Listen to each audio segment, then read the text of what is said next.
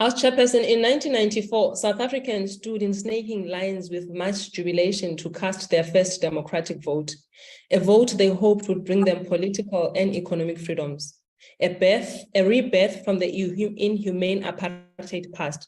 Today, we see those lines daily across South Africa, the sick and desperate enduring harsh elements because the South African post offices just does not have the heart nor the infrastructure to disburse social grants.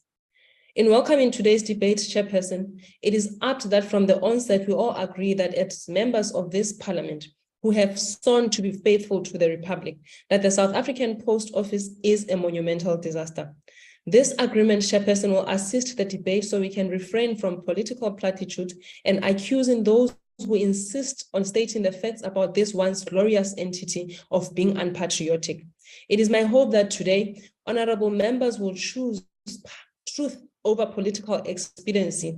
If we do that, perhaps this government can finally take a decisive action about SAPO's future.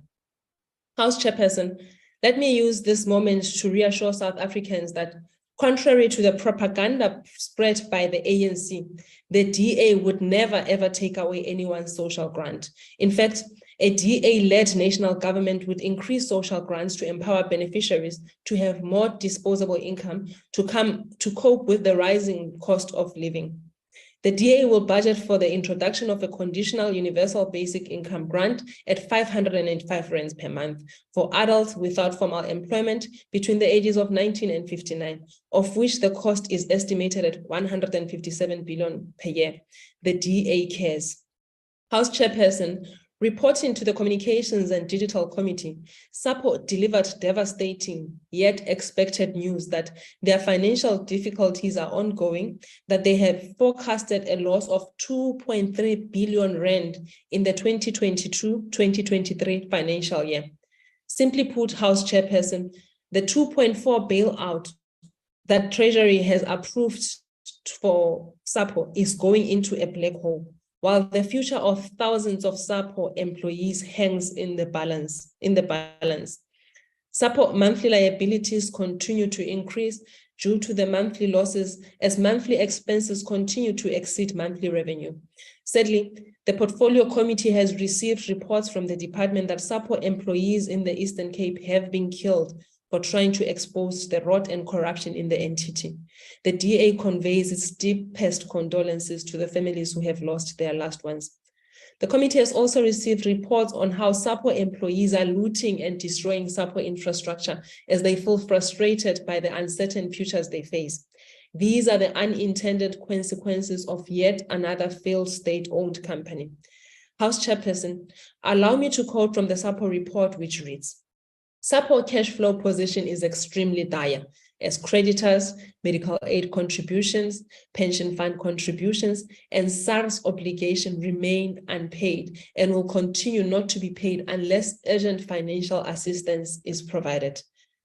Honorable Chairperson, to put this in context, SAPO has outstanding liabilities of 5.3 billion rands. SAPO owes the ill-conceived post office 3.2 billion rand. Essentially, SAPO is over 8.5 billion rands in the red. House Chairperson, the provisional liquidation of SAPO comes as no surprise to the Democratic Alliance or anyone who has followed the downward spiral of this entity in the last few years.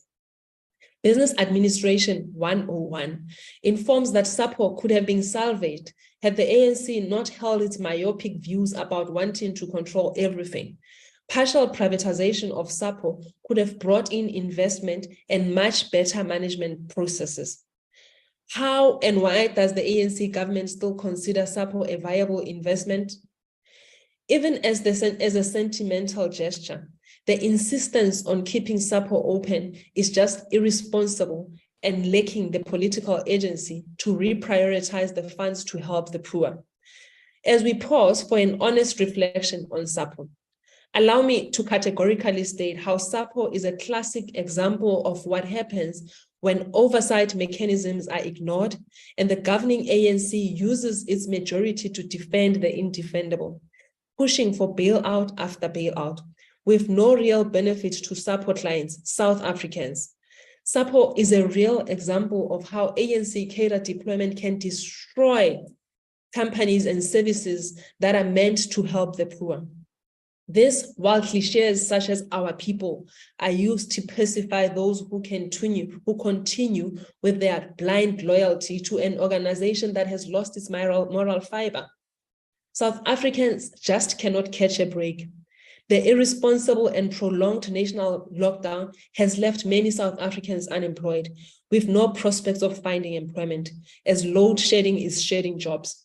While the 350 social grant relief says as temporary provision for assistance intended for persons in dire material need, South Africans want jobs. The DA maintains jobs give dignity. Creating an enabling environment for economic growth and job creation is above the pay grade of the president and his ministers. The irony, House Chairperson, is that in South Africa, the biggest beneficiaries of the partnership between SAPO and SASSA are the criminals who loot the state of millions. Honorable members' time has expired. Thank you.